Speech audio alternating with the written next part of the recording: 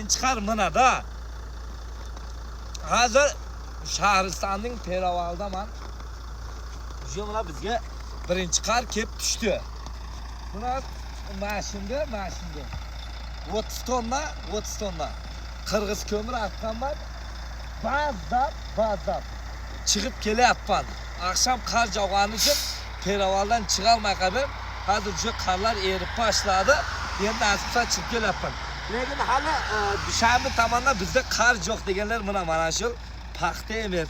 Realni qar bo'ladi-da. Bu qarda men xudo dedim, shu qarda mana shuncha qilib jolsinki, men ko'mir sotayim. Jilim kessin. Men aytganman, men bitta BMW pulni ishlashim kerak debdim. Ertaga men Payshanba bozorda bo'laman, lishni o'zim Payshanba bozorida. 30 tonna faqat qirg'iz ko'mir olib boryapman. Telefon nomerlar 909 91 21 89. Alodan Ali ko'mirchi o'zi telefonni ko'rsatadi. Bas! Tamam, gap yo'q.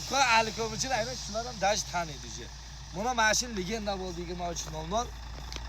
Любой yerga dastavka var, ondan keyin ertaga o'zimda Payshanba bozoridan olib tavasan. Mana shu videoni polni xot padri saqinga qar javobi qar. Voy, billahi, vechir